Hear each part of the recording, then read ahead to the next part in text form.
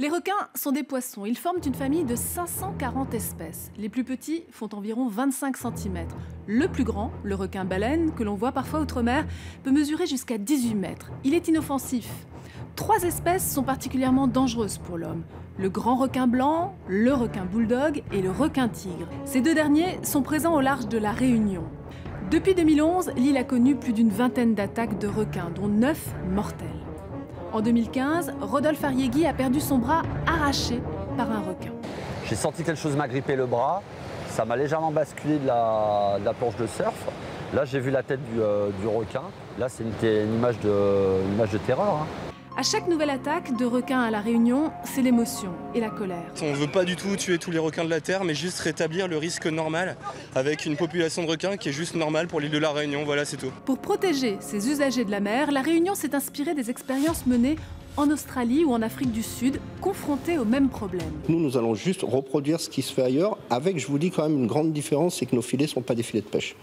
Alors qu'effectivement, si vous prenez le cadre d'Urbain, ils pêchent entre 500 et 600 requins par an, eux, avec leurs filets. Des filets de protection, de la surveillance, de la pêche aux requins et des zones interdites aux activités nautiques, telles sont les mesures prises à La Réunion où plus de la moitié des victimes sont des adeptes des sports de glisse. Alors comment expliquer cette augmentation du nombre d'attaques de requins ?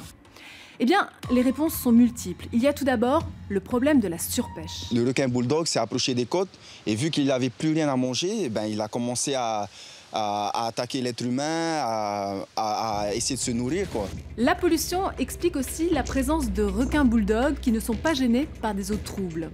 De plus, la disparition des requins de récif qui occupaient la place favorise l'arrivée d'espèces dangereuses. En Nouvelle-Calédonie ou en Polynésie, dans une moindre mesure, il y a aussi des attaques de requins. Ce qui n'empêche pas des manifestations pour la protection de ces animaux. Sans les requins, il n'y aura plus de récif. Et là, en face, on a un récif classé au patrimoine de l'UNESCO. Et ça serait dommage que demain, on perde ce statut. Certains plongeurs aiment observer de près les requins. C'est le cas de Laurent Balesta, qui en Polynésie s'est lancé dans une aventure incroyable, plonger avec 700 requins. Et on les a comptés d'ailleurs, 700 requins gris dans cette passe. C'est la densité la plus forte au monde connue à ce jour. C'est un spectacle exceptionnel, d'autant plus que ces requins, quand la nuit arrive, restent ensemble et chassent un peu comme le ferait une meute. Tous les plongeurs professionnels le disent, pour nager avec des requins, il faut prendre des précautions. En Polynésie et en Nouvelle-Calédonie, il est interdit de les nourrir dans le lagon pour les attirer. C'est ce que l'on appelle le shark feeding, qui peut se révéler une pratique dangereuse pour l'homme.